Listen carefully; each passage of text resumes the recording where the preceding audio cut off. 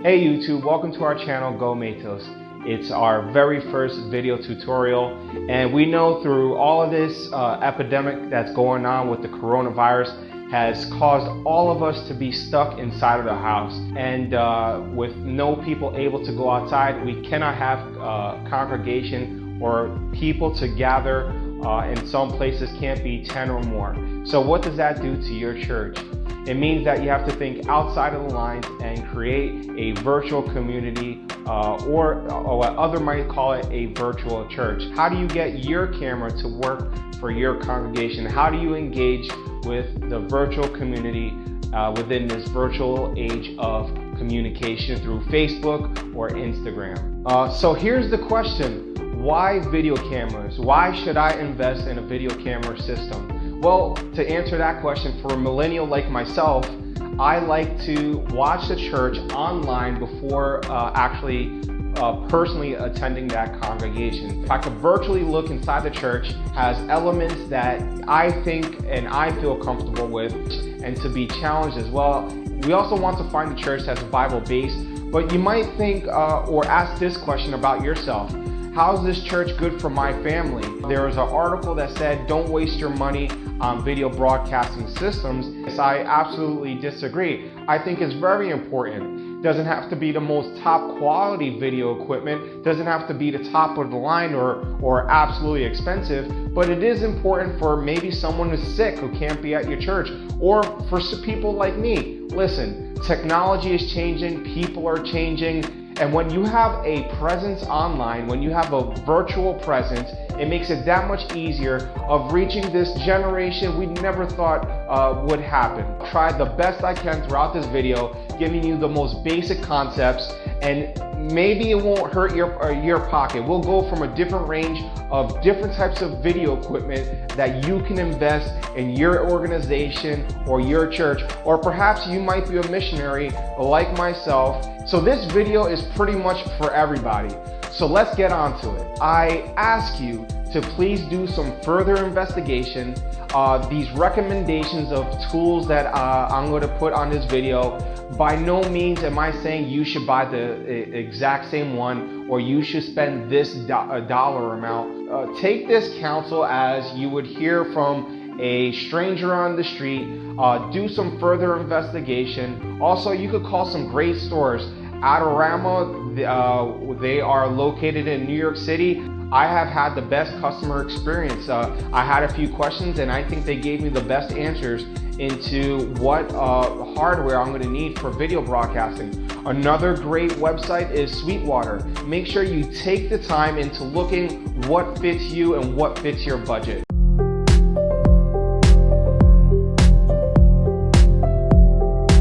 First, what you want to do is have a streaming software platform, and the best place to do that is Facebook. People are looking at your church through Facebook. So the first thing, if you haven't done so yet, open up a Facebook page. Second, once you open up a Facebook page, you could stream directly from it, or you could download a program, which I'll be talking about further in this video. So what type of equipment will you be needing while you're shooting your video? Or it could be a promotional video, or you could do a vlog like I do, or you could do a devotion on YouTube, or you simply just want to broadcast your worship service on, be it on a Sunday or any other day at that. And the camera I'm shooting from right now is called a DSLR, and the make is from Panasonic Lumix GH5. And the secondary camera that I have is the Canon M50. These are two DSLRs. They work very, very great. The only setback is they take batteries. So when you shoot with a DSLR, you have to take in consideration that your battery holds so much juice and it could power off. The good thing about it is that it's portable and transportable. But what you can do is buy an accessory. The accessory that I have on my DSLR is sort of like a hardwire battery. It's so the inside is a battery which is non-functional. It's called what's called the dongle. It has a wire coming out through it, and I connect it into the outlet. So that's my constant power. So I literally could record as much as my SD card can handle. Or some cameras you can even attach an external hard drive. For example, the Blackmagic's Pocket Cinema Pro, I might be getting it raw, but it's a 4K camera, and you're able to not only shoot in raw footage, but you're able to attach a external hard drive, which means you could record up to 1 terabyte of memory. But for the sake of this conversation, through my experience, I record from a 64 gigabyte Sony SD card, and it's the SD card is a very fast write speed, so I'm able to shoot in 4K without stopping or anything like that, which is something you might experience while recording. But you yourself, you might be recording in 1080p, or if you're broadcasting, it's a total different level, and we'll get into it as so. Here's some accessories that I have on my DSLR. I have my tripod to keep it stabilized. I don't need another person. Right now, I'm just recording and shooting just one person solo. So you're gonna need a tripod. The tripod I have is a Davis and Sanford tripod. It holds up to 15 pounds. You don't want to buy anything cheap unless you want to. If you have a small DSLR camera, or maybe it's a point and shoot camera, or maybe even your cell phone. But with my camera, I have a LED light, a shotgun mic, an external monitor, and I also have a rig on my DSLR, so it's quite heavy. If you would take it out now, I think it's close to 10 to 12 pounds. So when you buy the cheaper brand tripods that you might find in Best Buy or anywhere at that, you don't have to buy it in a you don't have to buy it in an electronics store either. You could buy it on Amazon, you could buy a used one on Craigslist, or you could buy a used one in eBay. By all means, you don't have to buy the same exact equipment, and you don't have to buy it brand new. Okay, so the next thing I'm going to talk to you about in the same category as, since we're speaking about a DSLR, the next thing I have is my shotgun mic. The shotgun mic is a very good first step in obtaining great sound quality without all the noise, without all the heavy bass you might get from listening to live music during your worship. It's an excellent choice, especially for doing outside shooting as well. Mine comes with a little fuzzy on it, little rabbit foot, whatever you want to call it, and it shields from the wind as well. And the reason why you want to get a shotgun mic is because the internal mic of your camera is an internal mic, and it's almost never good. It picks up a wide variance of sound, and you're going to pick up a lot of noise, and you might not get the most effective sound when you're speaking to the camera. So that's one thing to consider. Another accessory that I have, if you're getting a little bit more serious, is this lapel right over here. I actually have this wireless lapel system. One is a receiver and the other is a transmitter. And what you do is you attach it to your DSLR camera.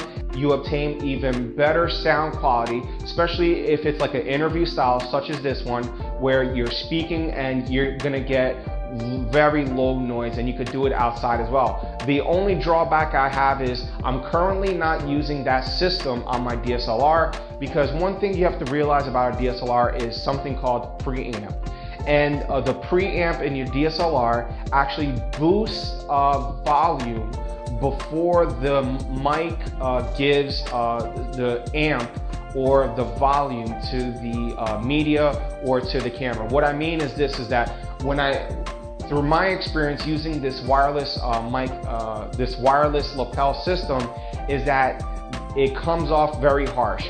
You get these peaks, and it's called clipping. And that's the worst thing that could possibly happen through your recording.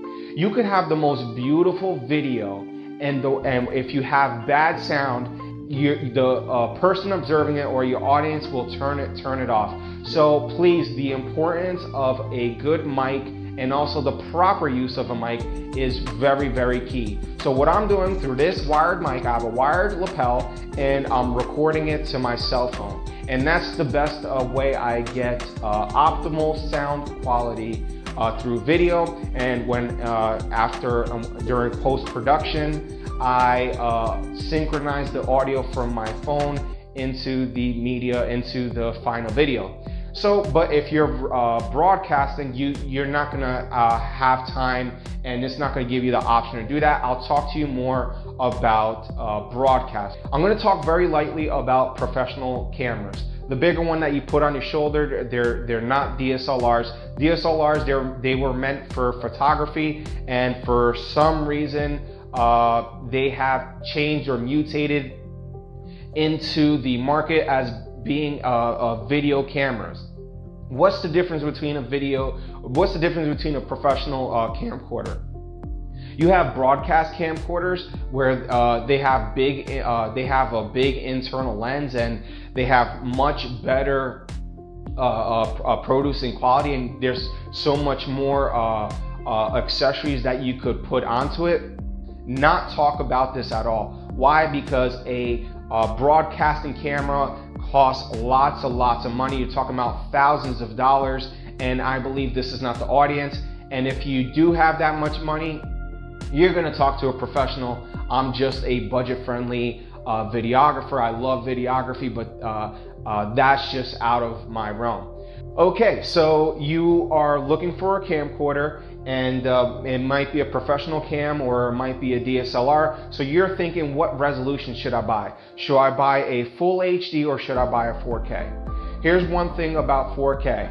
If you're gonna broadcast and you want to do it in 4K, it's very unlikely. Why? Because you have to worry about bandwidth, very fast internet speed, and you also have to worry about having a fast computer that could both handle the rendering and handling the uploading speed, because it's going to take a lot of energy from your computer. So what I recommend is a HD camera. If you could afford an HD camera, if it fits your budget, then I would say go for the HD camera. But if you find a good camera, 4K, I would most definitely recommend you go with the 4K. My camera, my DSLR that I'm shooting from right now is 4K, and I'm shooting in 4K resolution. Why? Because I'm saving it onto the SD card. When you save it onto the SD card and I'm editing in my my video editor, I play around with it in 4K. What does that do? It allows me to scale. I'm able to zoom in.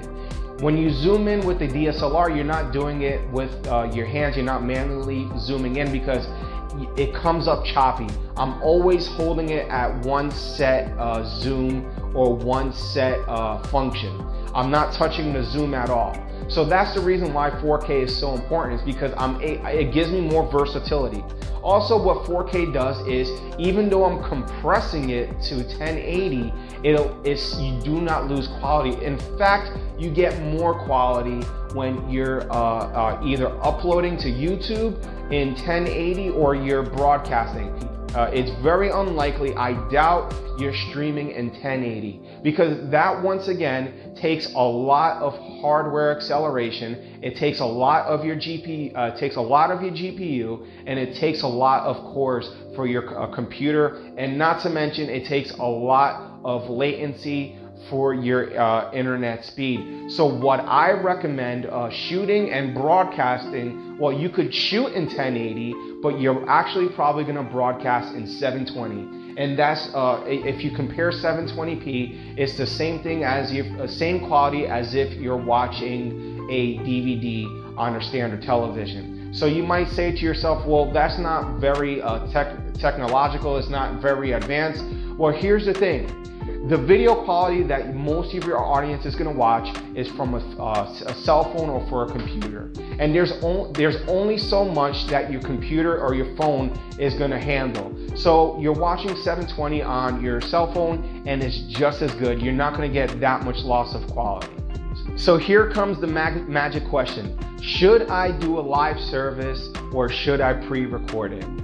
Well, before I go on to telling you the answer of what I think you should do, let me go through a few guidelines on what's in store when you're broadcasting. You know, I really give it to live television screens because everything is fast and at the moment. I compare it to when I was at church, part of the staff, what went on through a live drama. There's no time for dead air. Every scene has to go coordinated and swiftly. Why? Because you'll lose the attention of your audience. And it's the same principle of broadcast. When you're literally manually switching from one camera to another. With the broadcasting software, especially with the free one that I'm about to recommend to you, there's no automatic switching. So if you have one camera, two cameras, three cameras, you literally have to click on which camera you want to do. And let's say during the broadcast you want to imply an introduction video, an announcement video, or maybe you want to spice it up with an illustration in the form of a video. When you want to cue that video, you literally have to click on it, and it's at live time. So if you don't click on the video, guess what? It's just going to be an awkward silence on the last position. It could be a black screen, or it could be on the last camera that you've chosen. So when you are considering broadcast, especially if it's a one-man show, I will tell you this is very, very difficult. You need a team, you need to be organized, and it takes a lot of preparation and a lot of experience. Don't expect to download a broadcasting software the day before a service and expect the live service to run smoothly. It takes a lot of patience and a lot of practice. The second thing I'm going to recommend to you is pre-recording. That's right, pre-recording your worship, pre-recording your message or your teaching, pre-recording pretty much everything.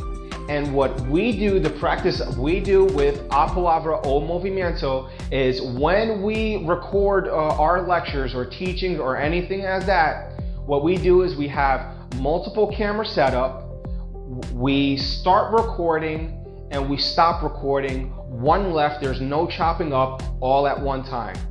Why? Because when we're in the editing process, we get to have a multicam view function set up in our video editor, and the less chopping or importing different medias, the better. Trust me, it's going to help you in the long run. So a 64 gigabytes SD card, it will help you for about 1 hour of a message if you're shooting in 4K like myself, or if you're doing it in 1080, you might get twice as long footage. But in my case, I'm doing it in 4K, so I only have 1 hour and we're just shooting the lecture.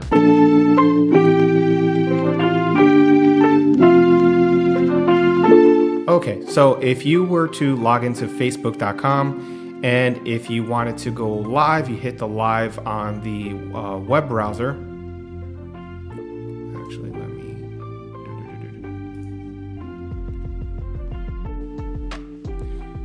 Okay, so this is the OBS. Software, and what you want, the first thing you want to notice here, this setup over here is called a profile. And this profile, I have named it Online Service Without Worship. And you do not want to, in this video, I will not talk about worship. We're just doing basic stuff. Adding worship, it just adds a level of difficulty into it. If you have someone just an acoustic guitar, maybe one line and a keyboard, okay, you could get away with it by purchasing a soundboard. But for this case, what I'm going to do is just omit the whole worship. And what you can do, my first one is blank, the second one is intro, camera, but notice how the preview has my picture. That's because it's just a preview. It's not streaming, you won't see it in front of you. But if I double click it, this is what the audience is gonna see. And this is that level of difficulty live broadcasting pertains to. So what I did was I started off with scene as a blank. Second scene is intro. This is the introduction to your broadcast. You don't have to have it, but it just adds a level of professionalism. My other scene is camera one. I have two monitors with two cameras on. So this computer right here has a camera, and my monitor has a camera as well. There's a video if you want to do announcements, you could add that. And worship, if you want to record separately a worship segment, you could add that there. Probably should add that closer to the intro. And then your closing. It would make it absolutely professional if you added a closing to your streaming. Notice how skittish my computer is.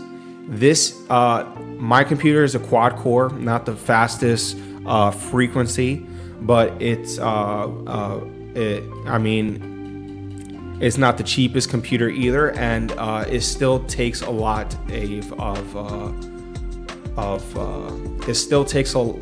of computer memory, so on and so forth.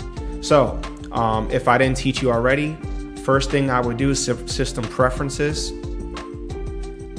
First thing I would do is go to OBS and then preferences. You're gonna go to general, you're gonna go to studio mode, and make sure you click transition to scene when double clicked, right? That's the first step you wanted to do. Blank, I added a blank by just hitting add, and it was just, I typed in blank and it created a scene. I didn't add anything, no source to it. Now I created a profile, I created a scene called, and I typed it in and I called the intro. In the media, I added a video. It's called media source. In the media source, inside my computer, I browsed through the hard drive and I found the video that I want to get, which was called Palavra Promo, and I used the MP4 because it doesn't take so much of your computer hardware to play it. And just leave it at these settings, loop, restart to playback. There you go. Now, another important thing to take notice of is this.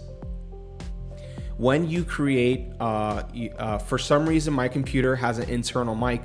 I muted it. You see over here? It's muted.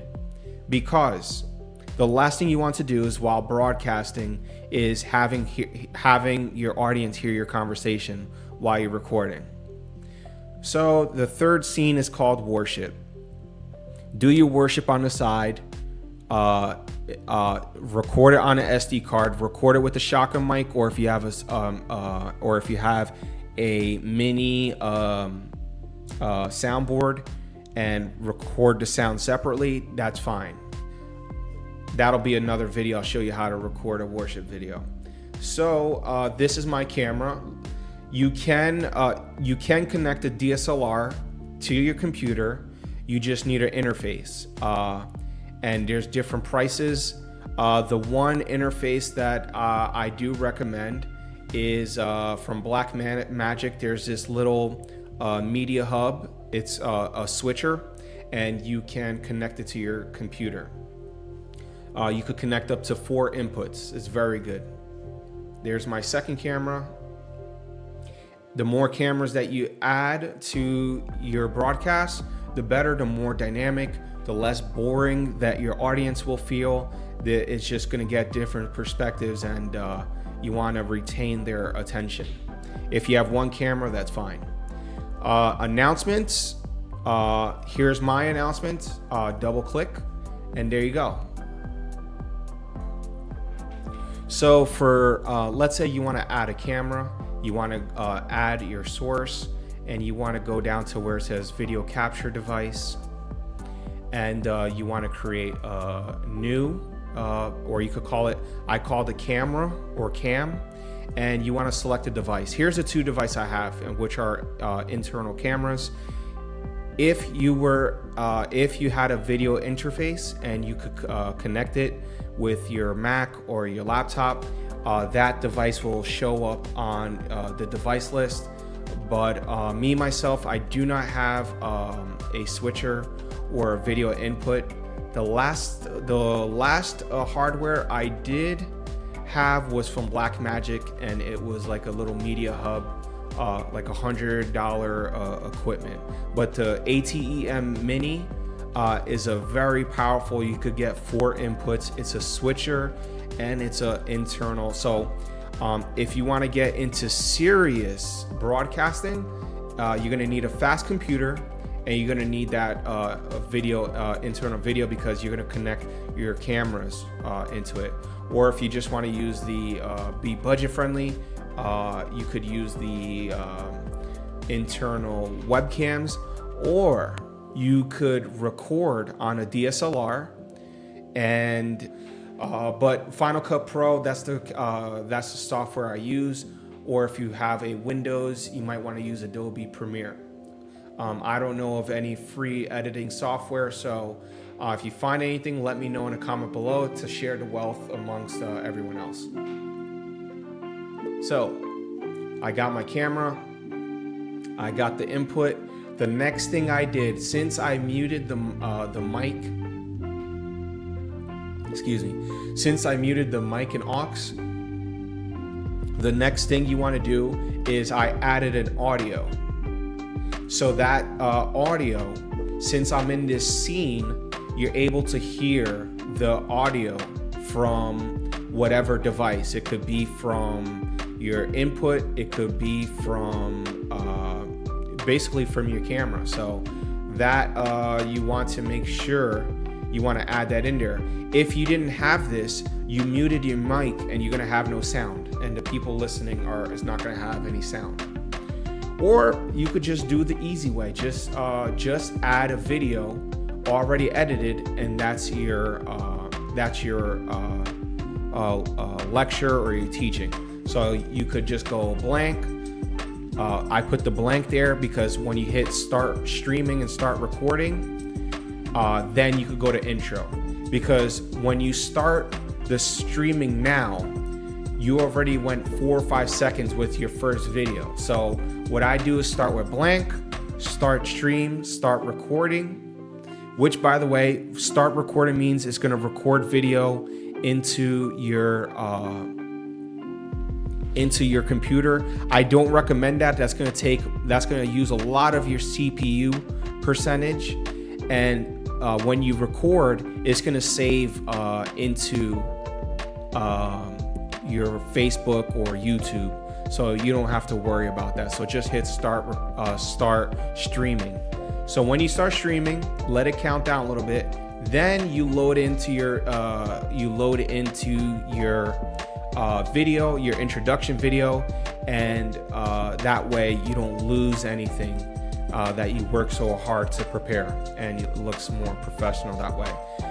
When the video's done, I have set it up on loop. This media source is set up on loop, so it's gonna start all over again. So what you have to make sure is when this thing is finished, you're already set to go. So that's all set to go, and I double-clicked worship. And this is what I mean about organization and paying attention as well, is that it could be a really bad experience if you make these mistakes. So right now, I'm not listening to anything. You might want to say, okay, I want to monitor this whole thing. What you can do is right-click on the audio mixer, advanced audio properties. You want to go to monitor,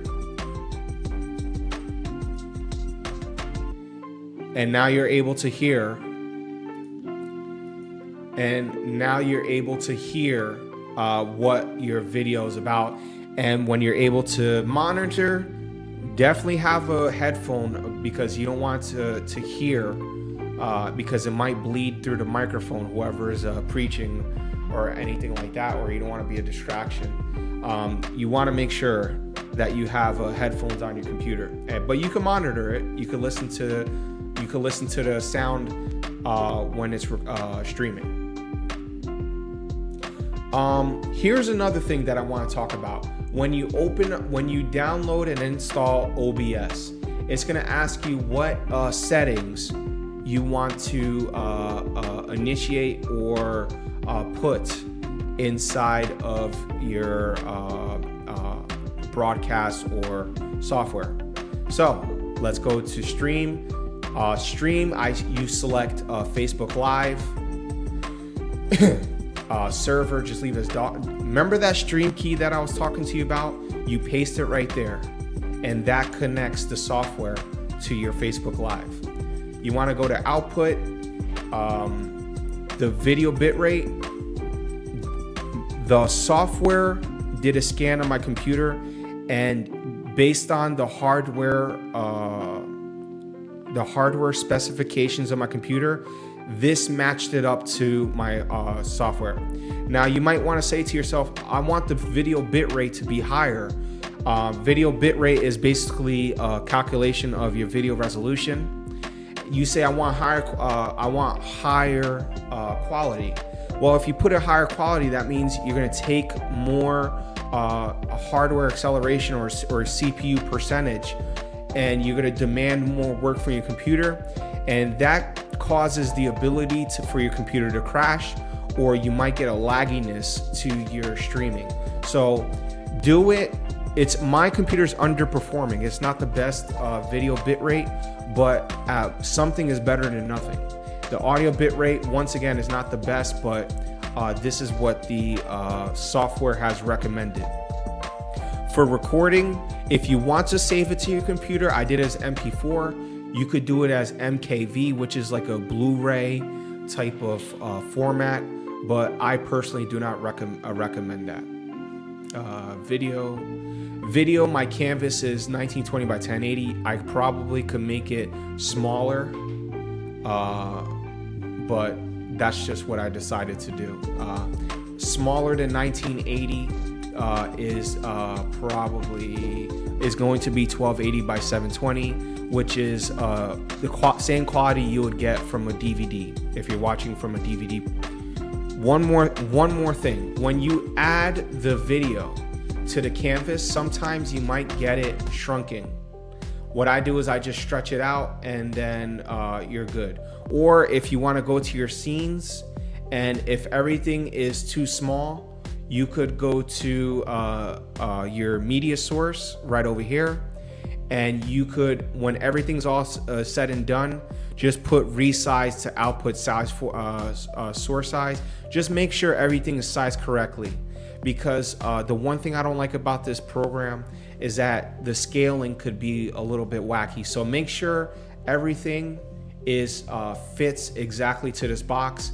Whatever fits here is going to be perfectly over here. Okay? So before you get to stage everything, before you get to finally record, you have your cameras, you have your editing software, you have your computer, you've pretty much got a team with you. Here's one more thing you must take into consideration before starting your broadcast or your pre-recorded service, and that is lighting. I have two lighting accessories right now. One is an aperture LED that is rechargeable. I have mounted on my DSLR right now. Another one is I bought from a Chinese store called the Gloria Motel. It's in Mozambique, and I got this small LED, ran on AA batteries for about $5. Listen, what's the difference between a professional light and a regular light? The two differences I find between a professional video light and a regular light or working light that you would find in a Home Depot or a Lowe's, a hardware store, or even a 99-cent store is this. The video light is dimmable and the working light is not dimmable.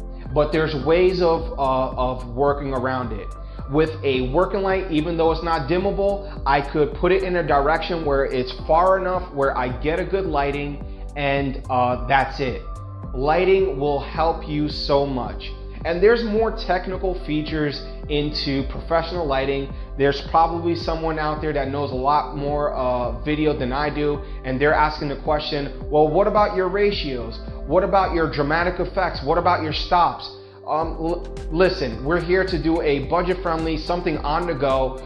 This is something that is totally obtainable to the lay person, and quite frankly, the light that I get from my videos is good enough. Now, the last thing you want to do is getting a light where it's too bright. You get hot spots and you don't want to get so much reflection where it is actually more distracting than it is effective. So lighting is absolutely imperative. If you have a video with low lighting, you're gonna see more noise and it's gonna look super low quality.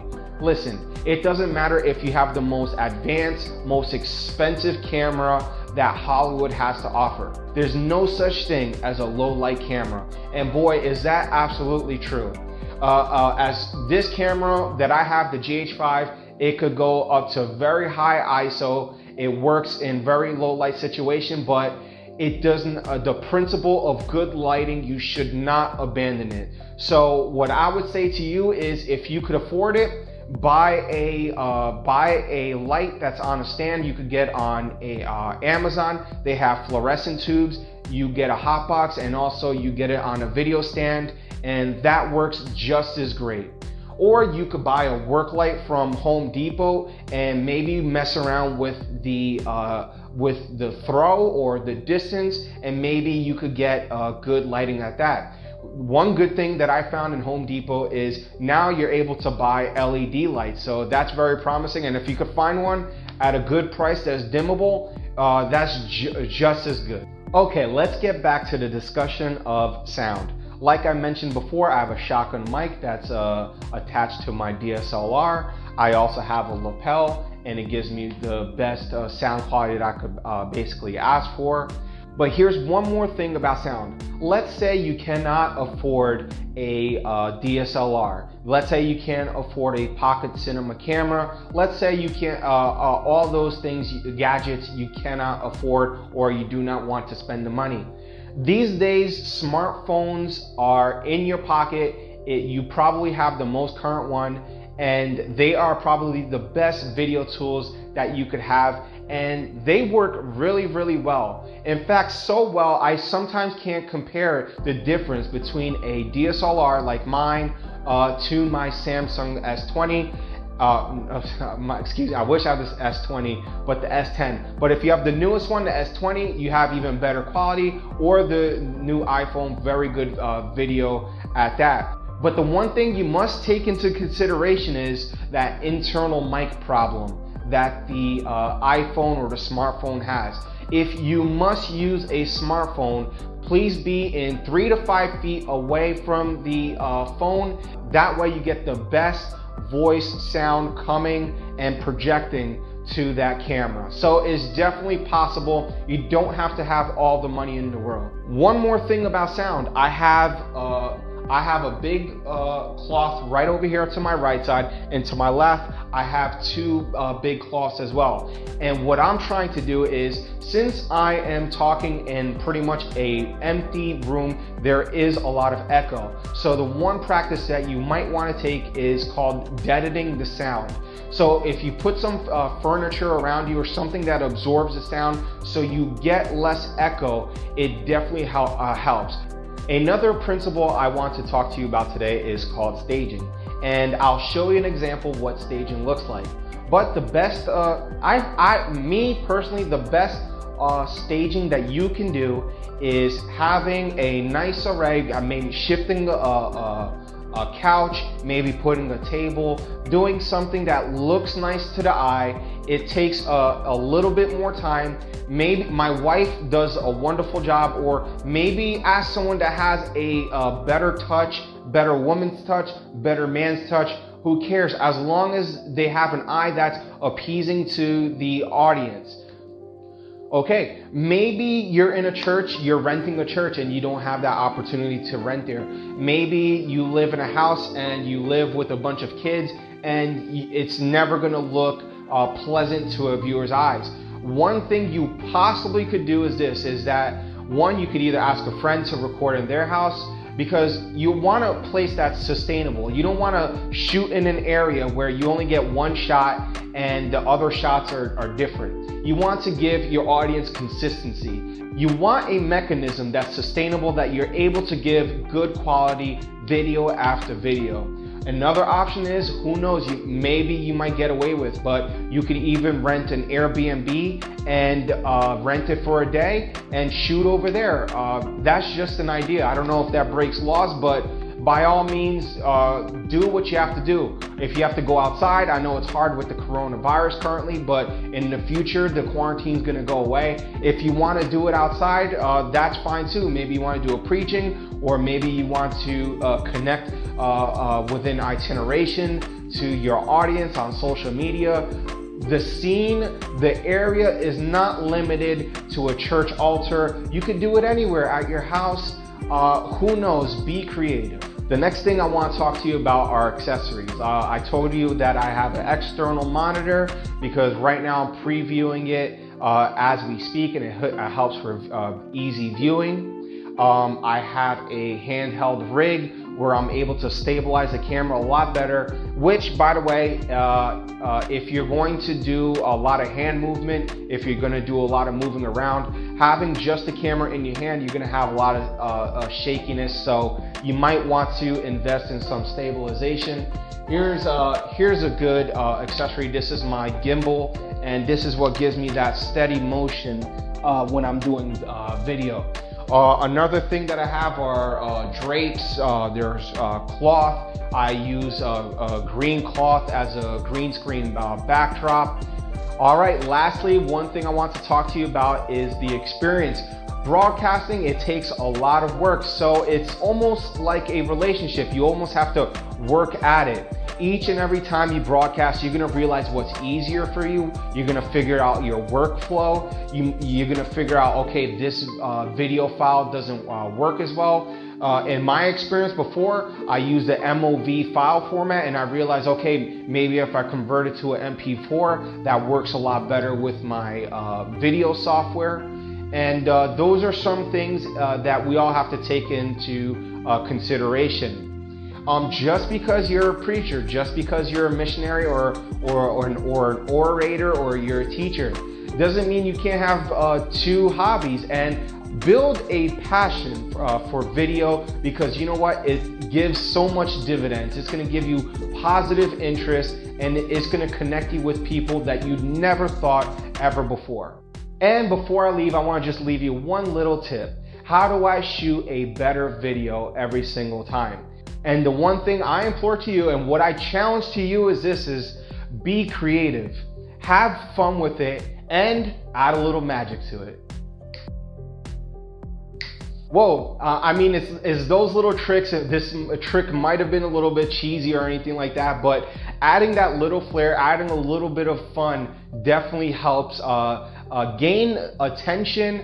It gives a fulfillment of watching your video, and there's just some enjoyment. Listen, you might not do it during your preaching, but you can do it through your announcements. So what I'm saying is, have fun, be creative. Also, if you have a creative team with them, I would say this: be an encourager. They most likely are doing it as volunteers. They're going through a lot of pressure. They might not have all the answers, but the one thing that helps me is being creative. And being creative means that I'm doing it for fun. So I hope these tips helped you. I hope these basic functions of broadcasting helped you. If you have any other questions about this video or broadcasting, or maybe you're just simply doing a video to promote a business or promoting an organization, or maybe you just want to spread the message or get the message heard somewhere. Thank you for watching. If you have a question, write in the comment section below. If you liked our video, if it was very helpful for you, one thing you could do is subscribe, hit that bell so you could get further notifications. Our website is gomatos.com. We are missionary associates in Mozambique. We work with college campuses. It's our passion. If you ever want to help our mission and help us sustain us out in the field, you could go to gomatos.com/invest. And if you enjoyed this content that you have received here today, all this video camera I just do on my own. So if you want to support us, I'm gonna put in the bottom our PayPal link. And if you want to help us out for even better content and that is sustainable for more video tutorials or more video on the field. Any dollar amount helps, and we certainly do appreciate it. Once again, thank you.